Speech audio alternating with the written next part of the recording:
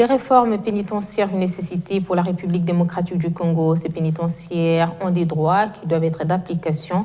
La ministre de la Justice et garde des Sceaux est plus que déterminée à garantir le bien-être des pénitentiaires et la MONUSCO promet son appui.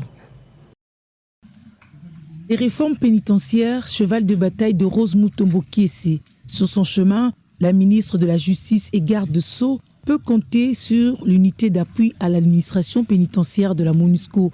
Passion Saï, responsable de cette unité, est sortie du long entretien avec la patronne de la justice et garde des Sceaux, rassurée de son engagement et son dévouement. On avait échangé sur les 4 textes qui a été proposé d'ailleurs par le sous-groupe technique de textes. Il y a aussi l'aspect des infrastructures amélioré aussi par le sous-groupe sur les infrastructures. Mais en plus de ça, nous avons parlé aussi de personnel qui ne sont pas suffisants, qui sont aussi vieillis, qu'il n'y a pas un système de retraite. Et donc ça fait que les gens sont là parce qu'ils doivent être là. Donc essayer de voir aussi dans quelle mesure aussi rajeunir le système pénitentiaire avec de nouveaux sangs. Et c'est comme nous sommes vieillis en train de partir, remplacer nous avec les gens qui sont beaucoup plus solides et dynamiques. Et en plus de ça, essayer de voir s'il y a des innovations aussi à faire. L'ordonnance loi numéro 344 est dépassée mais est encore d'utilisation en RDC. C'est donc l'occasion d'amener le changement.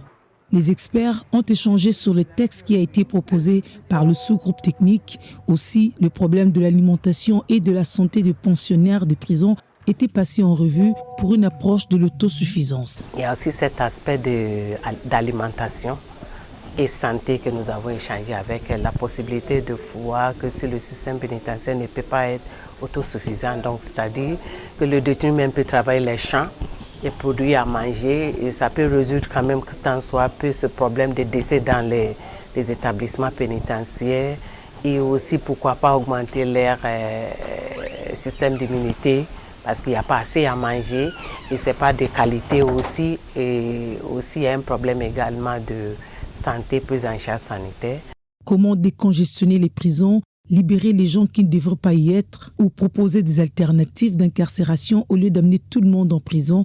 Le plus grand souci est de voir comment moderniser ces infrastructures. Les questions des achats des contraceptifs, précisément comment amener le gouvernement congolais à honorer ses engagements, étaient sur la table.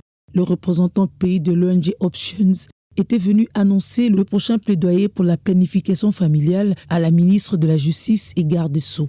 Notre plaidoyer en tant qu'acteur qui travaille sur les questions du financement de la santé, c'est amener à ce que le gouvernement puisse honorer ses engagements qu'il a pris sur le plan national et international pour allouer plus de fonds sur les questions des achats de contraceptifs. Confortée sur sa position, Rose Mutombo Kiese a promis de porter haut la voix de la société civile auprès des instances supérieures pour que cette question de financement et de décaissement soit effective.